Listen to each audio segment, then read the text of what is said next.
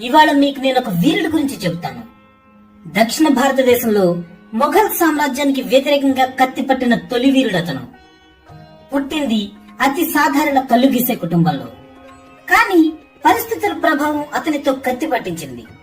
అన్యాయానికి ఎదురు తిరిగి అతని నైజం ఔరంగజేబుని ఒకడుగు వెనక్కి వేసేలా చేసింది. అతని మొండితనం గోల్కొండ ఖిల్లానే అతని పరం చేసింది. అతని తెలంగాణ శివాజీగా పేరు తెచ్చుకున్న సర్దార్ సర్వాయి పాపన్న.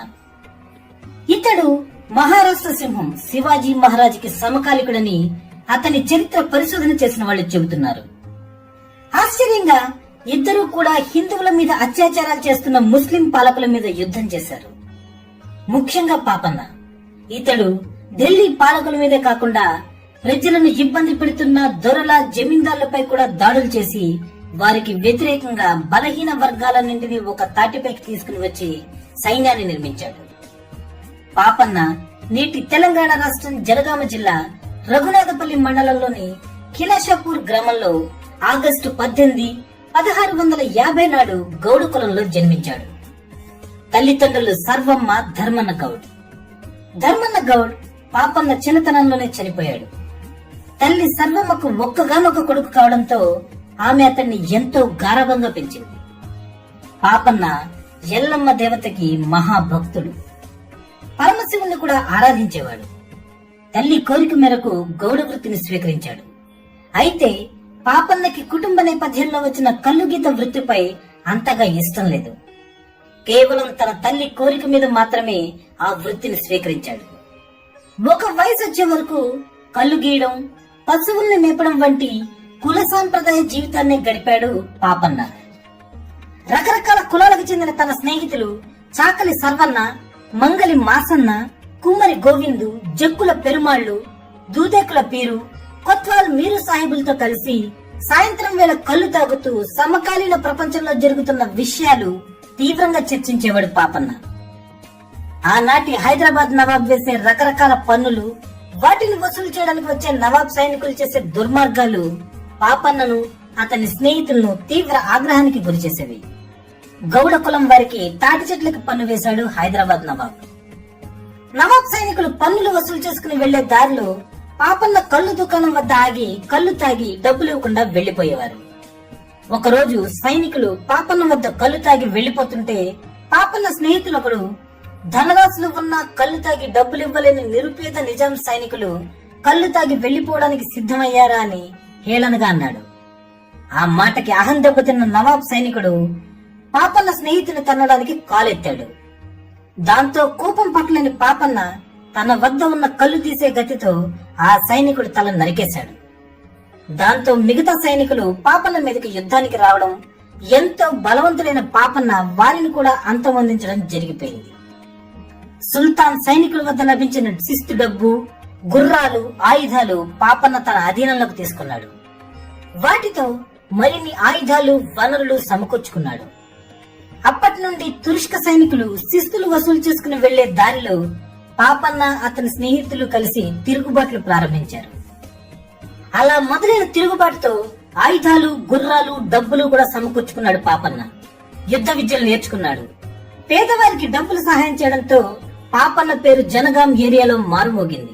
గ్రామాల్లోని యువకులు పాపన్న వద్ద సైనికులుగా చేరారు. వారికి యుద్ధ విద్యలు నేర్పించి సైనికులుగా తయారు చేసుకున్నాడు.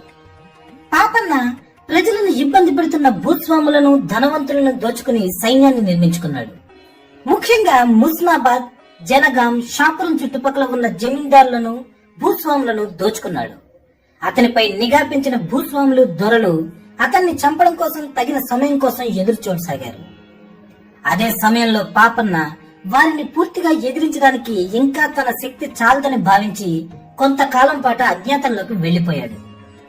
ఆ సమయంలో పొలాస జమీందారు వెంకట్రావు వద్ద మారువేషంలో పనిలో చేరాడు. తగిన సమయం వచ్చే వరకు భూస్వాములు, దొరల నుండి తనను తాను రక్షించుకోవడానికి పాపన్న ఈ దారి ఎంచుకున్నాడు. అక్కడ తన తెగువ సాహసాలతో జమీందారు నమ్మకాన్ని సంపాదించాడు పాపన్న.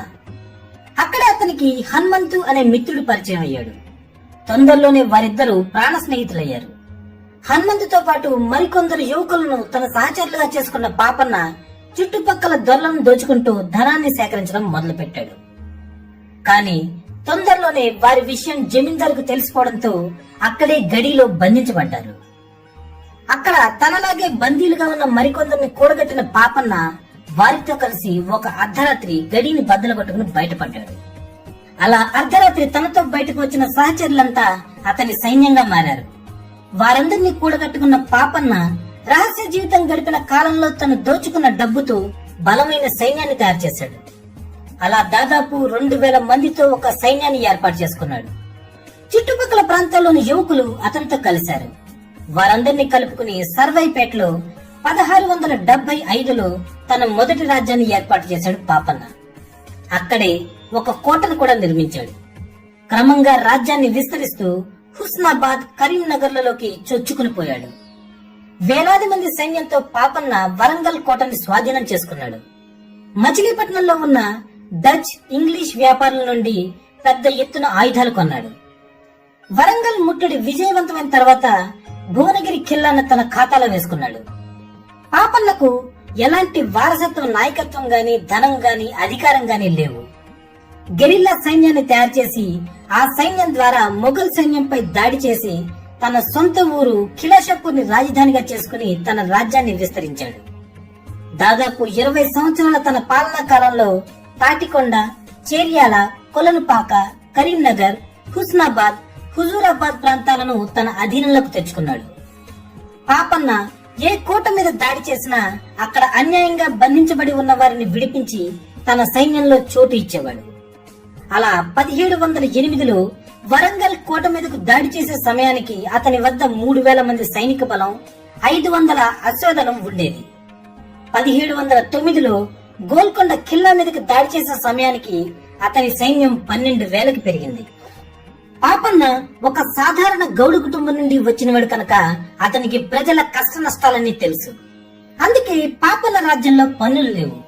ఖజానా కోసం అతడు జమీందార్ దొరలపై తన గెరిల్లా సైన్యంతో దాడి చేయించేవాడు. అతని రాజ్యంలో సామాజిక న్యాయం పాటించేవాడు. తాటికొండలో చెక్ డ్యాం నిర్మించాడు. అతను ఎల్లమ్మకు పరమ భక్తుడు. దాంతో హుజూరాబాద్ లో ఎల్లమ్మకు గుడి కట్టించాడు. అది కొద్దిగా రూపం మారినా నేటికి అలాగే ఉంది. సర్వైపేటలో తన మొదటి కోటను కట్టించాడు పాపన్న. దాదాపు 10 ఎకరాల్లో నిర్మించిన కోట అది. ఈ కోట నిర్మాణంలో చాలా శక్తియుక్తులు వాడాడు అతను. చతురస్రాకారంలో నిర్మించిన ఈ కోటకి 4 వైపులా 50 అడుగుల ఎత్తులో విశాలమైన బురుజులు, వాటిపైకి ఫిరంగులు, మందుగుండి సామగ్రి తరలించేందుకు వీలుగా మెట్లు ఉంటాయి. కోటకి రక్షణగా చుట్టూ కందకం తవ్వి నీరు నింపి దానిలోకి మొసళ్లను వదిలేవారు. రాత్రి సమయాల్లో శత్రువులు సడన్ దాడికి దిక్కుండా ఈ నిర్మాణం. మామూలు రాజవంశీయులు ఇటువంటి కోటలను నిర్మించడంలో పెద్ద వింతేం లేదు. కానీ ఒక అతి సాధారణ కుటుంబం నుండి వచ్చిన పాపన్న ఇంత చాకచక్యంగా కోటను నిర్మించడం అన్నది ఒక విధంగా ఆశ్చర్యాన్ని కలిగించే విషయం. గోల్కొండను జయించాలన్నది పాపన్న పట్టుదల. దానికోసం వ్యూహాత్మకంగా తాటికొండలో మరొక కోటను నిర్మించాడు. అలాగే షాపూర్లో మరొక కోటని మట్టితో కట్టించాడు. 1709లో పాపన్న సైన్యం గోల్కొండ మీదకు యుద్ధానికి వెళ్ళింది. మొఘల్ సైన్యంతో ప్రాణాలకు తెగించి పోరాడింది పాపన్న సైన్యం. ఆ యుద్ధంలో పాపన్న విజయం సాధించి గోల్కొండను వశపరుచుకున్నాడు. గోల్కొండను రాజధానిగా చేసుకున్న పాపన్న 7 నెలలు పరిపాలించాడు. ఆ కాలంలో అతను ఏమర్పాటుగా ఉన్న సమయం చూసి గతంలో అతని చేతిలో ఓడిపోయిన దొరలు, భూస్వాములు అంతా కలిసి మొఘల్ సైన్యానికి సహకరించారు. వారి సహకారంతో మొఘల్ సైన్యం గోల్కొండను తిరిగి తన అధీనంలోకి తీసుకుంది. కానీ వారి చేతిలో చిక్కి చావడం ఇష్టం లేని పాపన్న తన బాకుతో గుండెల్లో పొడుచుకుని వీరమరణం పొందాడు. తమ ఆధిపత్యం మీద దాడి చేసిన పాపన్నను ముస్లిం చరిత్రకారులు దోపిడీ దొంగగా చిత్రీకరించారు. ఆనాటి ముస్లిం పాలకులు ఏజెంట్లుగా పనిచేసిన దొరలు కూడా పాపన్న చరిత్రను కుదిరినంత తక్కువ చేసి చూపించడానికే ప్రయత్నించారు. అయితే ఆంగ్లేయ చరిత్రకారుడు జెఏ బోయెల్ పాపన్న నిజమైన చరిత్రను కరెక్ట్ గా రికార్డ్ చేయడానికి ప్రయత్నించాడు. దానికి అతను జానపదాలు పాడే వాళ్లను ఆశ్రయించాడు. ఆయన కృషి ఫలితంగా పాపన్న చరిత్ర కొంతవరకు ప్రజలకు అందుబాటులోకి వచ్చింది. 19వ శతాబ్దపు చరిత్రకారుల్లో పాపన్నని గుర్తించిన మొదటివాడు మల్లాది సోమశేఖర శర్మ. స్వయముగా దుర్గములు నిర్మించి యుద్ధాలలో దుర్గములను సాధించి రాజ్యములను విస్తరించిన వాడు దొరగాక దొంగ ఎట్లగును అని ప్రశ్నిస్తాడాయన. కేవలం ఉత్సాహం వల్ల నేస్తాల్ని, పరిమితమైన సైన్యాన్ని సమీకరించి గోల్కొండ నవాబునే కాంతిసీకుని చేయగలిగిన ఈ తెలుగు వీరుడి గాథ వినసొంపైంది అంటారు హరియాదిశేషుడు. సర్వాయి పాపన్న దారి దోపిడీదారుడిగా వ్యవహరింపబడినాడు. కాని అతడు ముస్లిం పాలకుల పాలిటి కాలుడు, బీద ప్రజల దైవం, స్వాతంత్ర భావనలు కలిగి ఉండి అతి సామాన్య కుటుంబమును జన్మించి నాయకునిగా, వీరునిగా, రాజ్య పాలకునిగా ఎదిగి ఆంధ్ర పౌరుషము చాటి చెప్పిన వీరుడు, అరివీర భయంకరుడు, తెలుగువారి స్వతంత్ర పరిరక్షణకు పోరాడిన యోధుడు అంటారు బిఎన్ శాస్త్రి గారు. వీళ్లంతా చరిత్ర పరిశోధకులు. అలాగే పేర్వారం జగన్నాథం, బిరుదురాజు రామరాజు, ఏటుకురి బలరామమూర్తి వంటి పరిశోధకులు కూడా తమ పరిశోధనల ద్వారా పాపన్నపై తప్పుడు ప్రచారాన్ని ఆపారు. Archaeology department retired director PV పరబ్రహ్మ శాస్త్రి గారు దూల్మిట్ట గ్రామంలోని నాగసోని వంశస్థుల వ్యవసాయ భూమిలో దొరికిన శిల్పాలను గమనించి పరిశోధించి అవి పాపన్న ప్రతిమలే అని నిర్ధారించారు. ఆయనే ఆ గ్రామంలో దొరికిన పాపన్న కాలం నాటి ఒక శిలాశాసనం అర్థాన్ని కూడా చెప్పారు. ఏది ఏమైనా, ఎవరు ఒప్పుకున్నా ఒప్పుకోకపోయినా దక్కన్ రాజ్యంపై ఢిల్లీ పెత్తనాన్ని ధిక్కరించి గోల్కొండ ఖిల్లాపై స్వతంత్ర బావుటా ఎగరేసిన సర్దార్ సర్వాయి పాపన్న పోరాటం నేటికి స్ఫూర్తిదాయకం. ఎన్ని తరాలు గడిచినా పాపన్న పోరాటం అందరికీ ఆదర్శవంతమైంది. సర్వాయి పాపన్న పెయింటింగ్ ఇంగ్లాండ్ లోని విక్టోరియా అండ్ ఆల్బర్ట్ మ్యూజియంలో ఉంది. హైదరాబాద్ కు చెందిన ప్రఖ్యాత చిత్రకారుడు ఒకరు ఆల్బర్ట్ మ్యూజియాన్ని సందర్శించేందుకు వెళ్ళినప్పుడు అక్కడ ఉన్న పాపన్న పెయింటింగ్ ని ఆయన గమనించారు. ఆయన దానిని నగరానికి తీసుకొచ్చారు. ఆ పెయింటింగ్ పాపన్న సమకాలీకుడు ఒక ఆయన గీసిందిగా చరిత్రకారులు భావిస్తున్నారు. ఆ పెయింటింగ్ ఆధారంగానే సర్వాయి పాపన్న విగ్రహాలను రూపొందించి కరీంనగర్ జిల్లా సర్వాయిపేట, ఆదిలాబాద్ జిల్లా నిర్మలలో ప్రతిష్ఠించారు. ఆ మూల చిత్రం ఆధారంగా అనేక ఊహా చిత్రాలు వెలువడ్డాయి. ఇవి ఫ్రెండ్స్, సర్దార్ సర్వాయి పాపన్న చరిత్రకు సంబంధించిన కొన్ని విషయాలు. ఈ వీడియో మీకు నచ్చిందని అనుకుంటున్నాను. నెక్స్ట్ వీడియోలో మరొక ఇంట్రెస్టింగ్ టాపిక్ తో మీ ముందుకు వస్తాను. అంతవరకు బై బై.